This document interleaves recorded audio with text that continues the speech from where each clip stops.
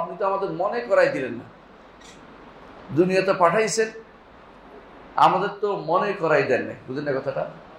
কারণ আল্লাহ কোরআনে বলছে, ওমা কুন্না মুআযযিবিনা হাত্তা নাবআসা রাসূলা, রাসূল না প্রেরণ করে কাউকে আযাব দিব না, তাই না? এবং এটাই আহলে সুন্নাত ওয়াল জামাতের আকীদা, বিশ্বাস যে আল্লাহ তাআলা কাউকে রাসূল না প্রেরণ করলে কাউকে আযাব দিবেন না।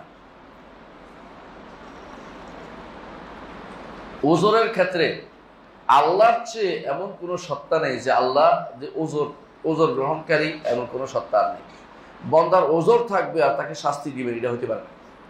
এই জন্য তিনি বান্দাকে ওজর মুক্ত করার জন্য তিনি একটা মিথাক নিয়েছেন, অঙ্গীকার নিয়েছেন যে তোমাদেরকে দুনিয়াতে পাঠাবো, তোমরা আগেই বলো আমার রুবুবিয়তের সাক্ষ্যটা তোমরা দিয়ে যাও, আমি যে তোমাদের রব এই সাক্ষ্যটা তোমরা দাও। কিন্তু এটার উপরে কি শাস্তি হবে?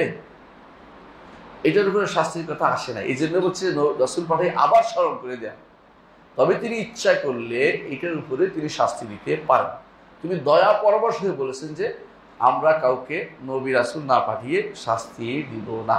এই জন্য আলেমরা বলেন যে দুই নবীর মাঝখানে যে সমস্ত মানুষ মারা গেছে, ওদের ব্যাপারে যদি কোনো শিরকের কোনো কথা না থাকে, অথবা তাদের ব্যাপারে কোনো শিরক করেছে প্রমাণিত না হয়, তাদের ব্যাপারে যদি জাহান্নামের কোনো ঘোষণা কোরআন হাদিস দিয়ে না এসে থাকে, তাহলে তাদেরকে পাকড়াও করা হবে এমন কোনো দলিল নাই।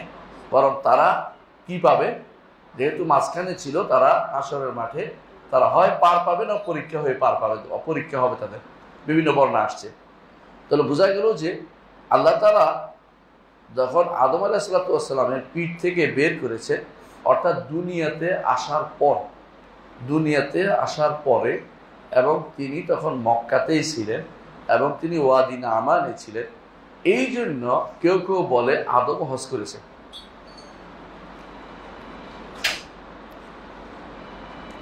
কারণ ওয়াদি নামান এটা আরাফার মাঠের সাথে লাগোয়া, এর অর্থ হচ্ছে হজের জায়গা। তো তিনি অবশ্যই হজ করেছেন বলেই সেখানে গেছেন, এটা কেউ কেউ বলে।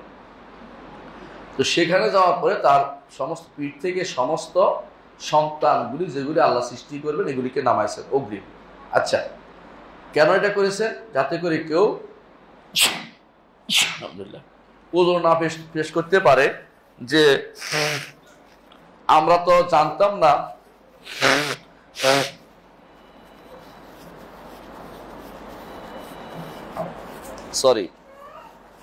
আমরা তো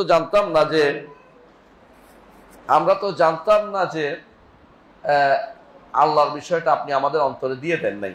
এটা হলো কথা। এই হচ্ছে হাদিসটি।